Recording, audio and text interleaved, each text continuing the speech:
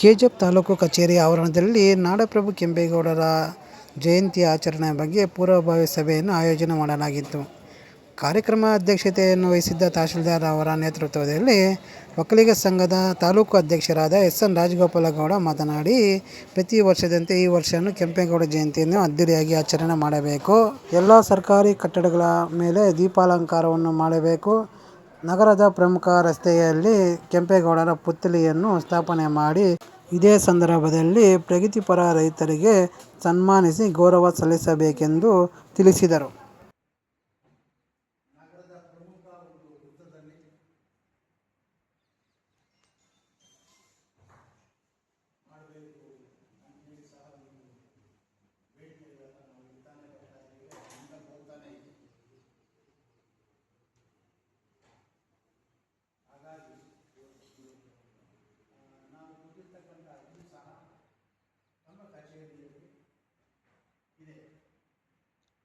ಎಲ್ಲ ಸಮುದಾಯಗಳಿಗೂ ಜಮೀನನ್ನು ಕೊಡ್ತಾ ಇದ್ದೀರಾ. ನಮ್ಮ ಸಮುದಾಯಕ್ಕೆ ನಾವು 1-2 ವರ್ಷಗಳಾಗಿದೆ. ಅದು ನಾವು ಬಂದಾಗಲೆಲ್ಲ ತಮ್ಮ ಗಮನಕ್ಕೆ ತರ್ತಾ ಇದ್ದೀವಿ, ಶಾಸಕರ ಗಮನಕ್ಕೆ ತರ್ತಾ ಇದ್ದೀವಿ. ಮತ್ತು ನಿಮ್ಮ ಪ್ರಿನ್ಸಿಪಲ್ ಮೇಡಮ್ ಅವರು ಇದ್ದಾಗ, ರಾಮಣಿ ಮೇಡಮ್ ಇದ್ದಾಗ ಕರ್ಕೊಂಡು ಹೋಗಿ ಸ್ಥಳವನ್ನು ಸಹ ತೋರಿಸಿ ಮುಂದಿನ ಸ್ವಾಮಿಯವರು ಮಂಜುನಾಥ್ ಅವರು ಎಲ್ಲ ಸಹ ಹೋಗಿ ಆಯಿತು. ನಮ್ಮನ್ನು ಎಲ್ಲ ಕನೆಕ್ಟ್ ಮಾಡಿಕೊಡಿ. ಎಲ್ಲ ಇಲಾಖೆಗಳು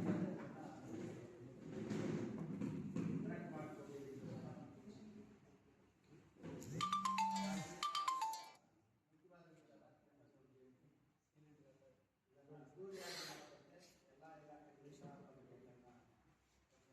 ಚೆನ್ನಾಗಿರುತ್ತೆ ಅಂತ ಹೇಳ್ತೀನಿ.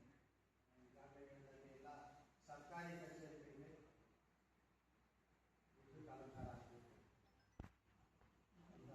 ತಿಳಿಸ್ತಾ ಇದ್ದೀನಿ.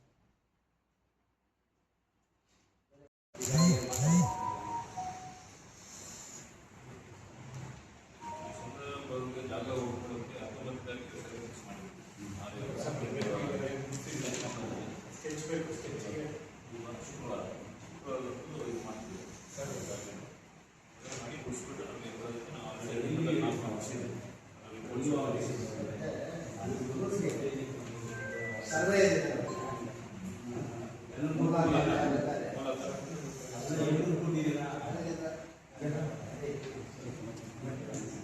ಅವ್ರಿಗೆ ತಹಸೀಲ್ದಾರ್ ಕಡೆಯಿಂದ ನಮಗೆ ನಮ್ಮನೇನೋ ಅರ್ಜಿ ಏನಿತ್ತು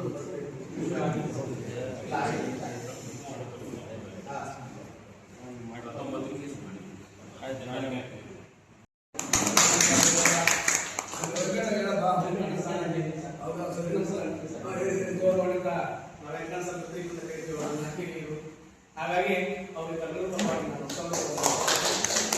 ಈಗ ಬಂದಿರೋದು ಕೂಡ ನಾನು ಕೇಳೋದು, ಇದು ಕೂಡ ಸಂಸ್ಥೆಗಳನ್ನ ಕೊಡ್ತಾ ಚರ್ಚೆ ಆಗ್ತಾ ಇದೆ, ಮುಂದುವರಿತಾ ಇದೆ. ಹಾಗೆ ತಮ್ಮ ಸಮಾಜದ ಮುಖಂಡರು ತಮ್ಮ ಅನಿಸಿಕೆಗಳ ಮಾರ್ಗದರ್ಶನವನ್ನ ಇಲ್ಲಿ ಮಾತಾಡೋದು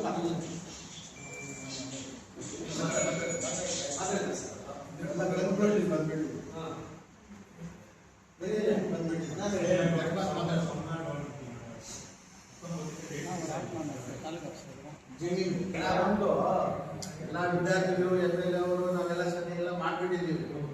ಏನಿದ್ರು ಸ್ವಂತ ಇಡೀ ಒಂದು ಅಕ್ಷರಕ್ಕೆ ಒಂದು ಸನ್ಮಾನ ಮಾಡೋದು.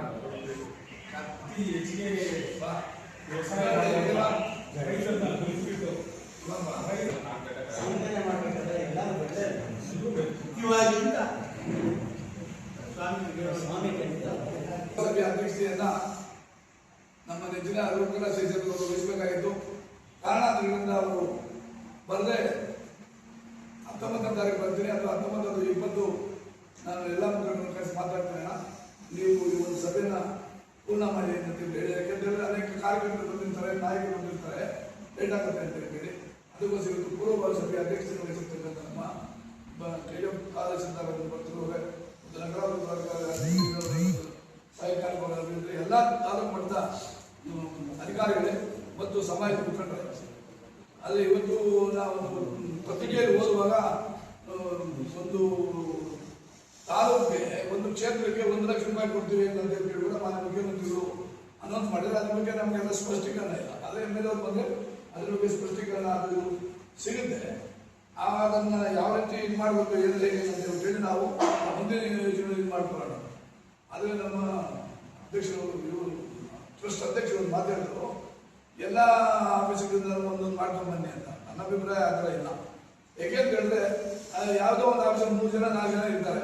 ಅವ್ರು ಯಾರು ಮಾಡ್ಕೊಂಡು ಬರೋದು, ಯಾರು ಇದು ಮಾಡ್ಕೊಂಡು ಬರೋದು, ಅದಕ್ಕೆ ಚೆನ್ನಾಗಿರ್ಬೇಕು.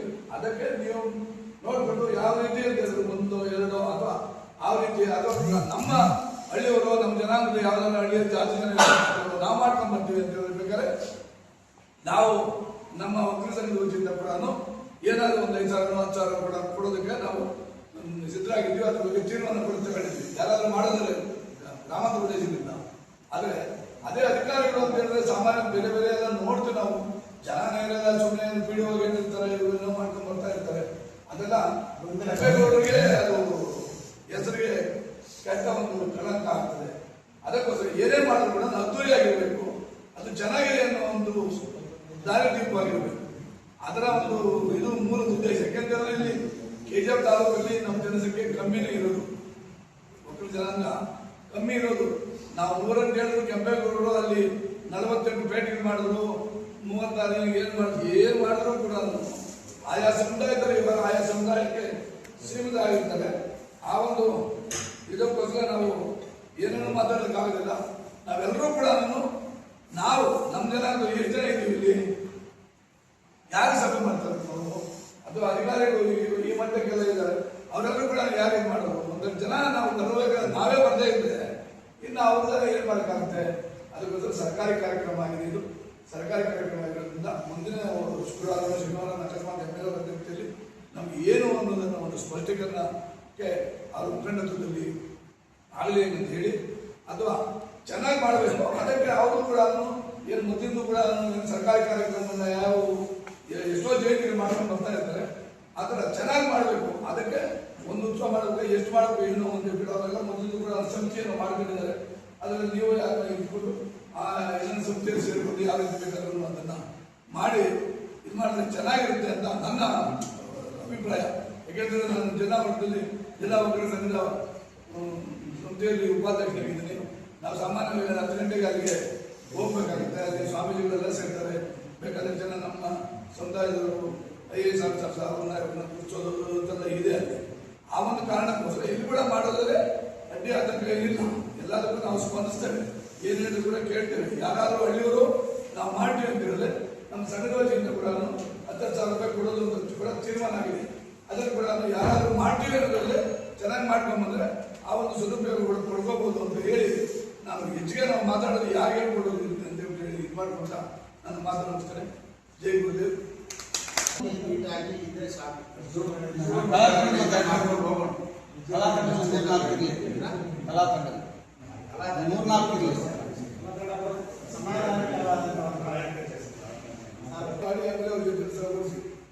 ಎಲ್ಲರೂ ಮಾಡಲೇಬೇಕು. ಅದೇ ಎಲ್ಲರೂ ಮಾಡಲೇಬೇಕು.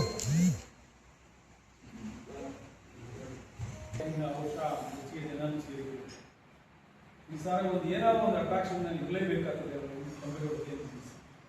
ಈ ಸಾರಿಗೂ ಅಷ್ಟೇ ಲಕ್ಷ್ಮೀನಾರಾಯಣ ನಾವು ಮನಸ್ಸಿಟ್ರೆ ಏನೋ ಒಂದು ಮರ ಹಾಕೋದು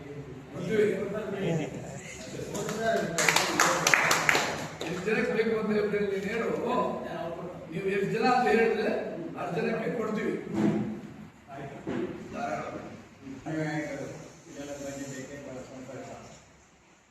ಕೆಂಪೇಗೌಡರು ಸಾಮಾನ್ಯ ವ್ಯಕ್ತಿ ಅಲ್ಲ. ಅವ್ರ ಬಗ್ಗೆ ಒಂದು ಅಧ್ಯಯನ ಮಾಡಬೇಕಾಗುತ್ತೆ. ಯಾಕೆಂದರೆ ಈಗಿನ ಜನರೇಷನ್ಗೆ ಅವ್ರ ವಿಚಾರ ಏನು ಗೊತ್ತಿಲ್ಲ. ಎಲ್ಲ ಜಯಂತಿಗಳು ಮಾಡ್ದಂಗೆ ಅವರು ಒಂದು ಮಾಡಬೇಕು ಅಂತ ಎಲ್ಲರ ಆಸೆ.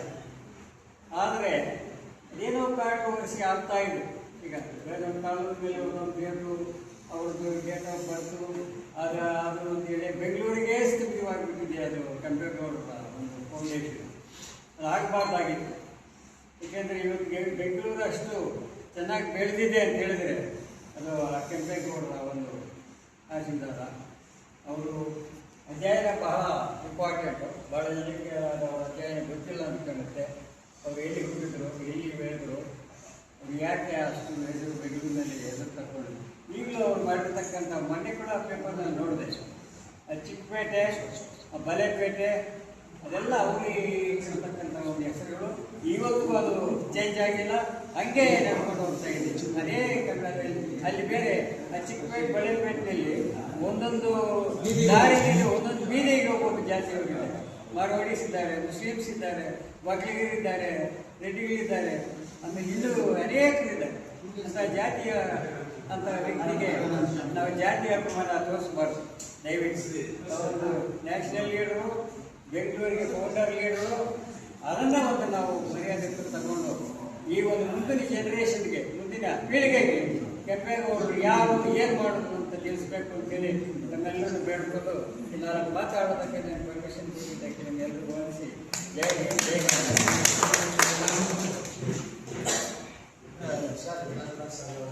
ಲಾಸ್ಟ್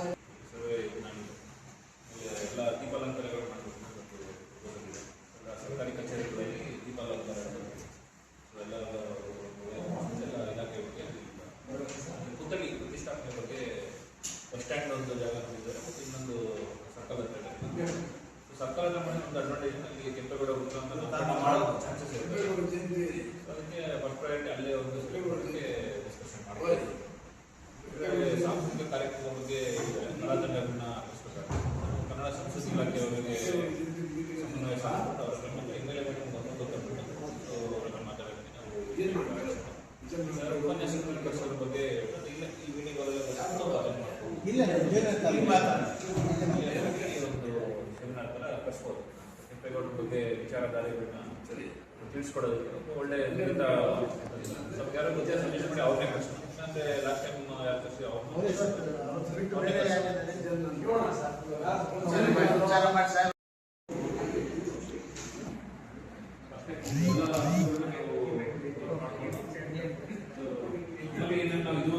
ಪ್ರತಿಯೊಂದು artist almost for the past 1 year ಎಲ್ಲ ಸರಳವಾಗಿ ಆಚರಣೆ ಮಾಡೋದಕ್ಕೆ ಸರ್ಕ್ಯುಲರ್ ಇರೋದು. ನಮ್ಮ ತಾಲೂಕು ಟೈಮಲ್ಲಿ ನಾವು ಕೆಂಪೇಗೌಡರದ ಫೋಟೋ ಇಟ್ಬಿಟ್ಟು ಅದಕ್ಕೆ ಮಾಲಾರ್ಪಣೆ ಮಾಡಿ ಅರ್ಪಣೆ ಮಾಡೋದ್ರ ಮೂಲಕ ಗೌರವ ಮಾಡಿಸಲು ಬಂದಿದ್ದೀವಿ. ಸೊ ಎಲ್ಲ ಜಯಂತಿ ಹೇಗೆ ಮಾಡಿದ್ವಿ ಅದೇ ರೀತಿಯೂ ಈ ಸಲ ಮಾಡಿದ್ವಿ.